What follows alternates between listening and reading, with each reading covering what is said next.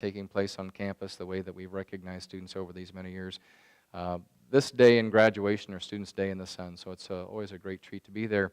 I would encourage you to come. It's exciting to be there and see how students are excited. Their support system is often there and applauding and cheering them, so I would encourage you to be there for that as well. Whoa, whoa, there we go.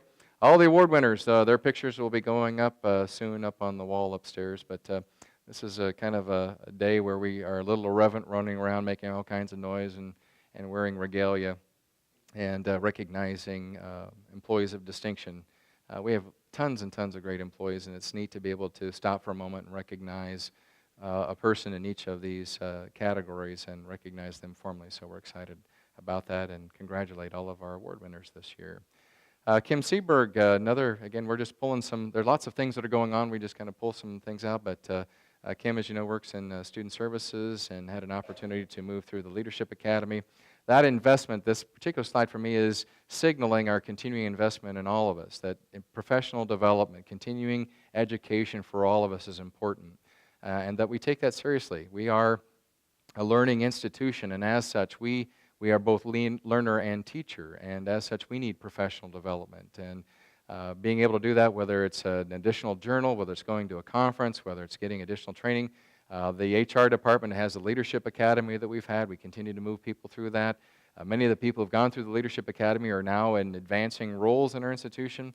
I just really appreciate this college's continuing commitment, and I feel strongly about supporting that, this continuing education professional development opportunity. One of our primary roles and responsibilities, as you know, is connecting with the community, and we do that in lots and lots of ways. We are transitioning from the CIP program, the College Incentive Program, to now the College Preparedness Program. Why did we do this? Well, we've learned a lot. When the CARE program started out some years ago with Flame Brown's leadership, basically we started out the program and said, if you're on a free and reduced lunch program, we will, and somebody recommends you, we will give you a free pass to be able to come to JCC if you stay in school. Come to JCC and we'll pay for your tuition. And by the way, we'll also have some scholarships that we'll try to raise money for and pay for your books and some other things. Well, we had literally thousands of students coming to us in Jackson County and began to hit us economically. But even so, we didn't get everybody. I counted as a success everybody who graduated from high school, whether they went to Eastern or JCC or Spring Arbor. Didn't matter. They were successful because they were at risk, and then they would also go on to higher education. So I saw that was being good. We did find, though, that the process is a little flawed. We had people who had huge economic capacity, and that was seen as a risk factor somehow, and they were targeted as someone who should get a scholarship. So there were flaws. We get that all cleaned up. We created the CIP program, and we narrowed the scope, and we said, let's focus a little bit more on other risk factors. We spent time defining what those risk factors were. You know, single parent, unemployment, what the education levels were, the mother or father. I mean, lots of those traditional federal at-risk factors that you might imagine. And that has improved things quite a bit. In fact, we saw the percentages from the CARE program when we were around 6 or 8% participation, up to about 30% participation. That was good. But we also felt that there were still not enough students participating, and the expectations of students moving along still weren't hitting the mark. So we spent more time looking at what the data were saying, and we said, what's the best way to put this kind of a program together? There was really no opportunity for students to have skin in the game. Basically, we said, keep your nose clean in the 6th grade. When we identify you, show up at graduation, get your diploma, and then come to JCC, and we'll have an education waiting for you. There's no skin in the game. There's no investment. So CPP now says you're going to have skin in the game. We will still identify you in the 6th grade, but we're going to test you as you move along. And if you're not testing in at grade level, you know, if I'm tested at the 10th grade and I'm not doing 10th grade level math or 10th grade level reading and writing, get your butt out to JCC, because we're going to be offering workshops. We're actually going to be offering classes during the summer semester. So you want a free ride from JCC, you need to perform at grade level in the high school. Folks, we're spending hundreds and thousands, millions of dollars in developmental education at JCC, reworking students because they don't have collegiate level ability. They don't have those strengths. Lots of things are happening in our community to be able to move that along. We've got the county's economic and strategic plan includes a higher education and education component. The United Way is doing something. Lots of folks are doing things. We have the Mass Summits, which is designed to help it along. But we've got to get students involved in the process. And CPP says, we're going to test you as you move along. We're going to have communications. You're going to have to check in with us. You have to stay in school. But if you don't test at the grade level you are in high school, you get brought out to JCC. We're going to be offering classes during the summer, and you have to go to it. It's not going to cost you anything, but you've got to attend. Hopefully that will reduce, and have a dual effect. It will reduce the number of students we have in our developmental education program, that just doesn't continue to grow and grow at quantum leaps. But it also says students are invested and they're doing their job as they move along in high school. So I'm hoping that we're going to see good movement there. So we inducted the first set of students this year. The first group of 6th graders will be 7th grade in the fall.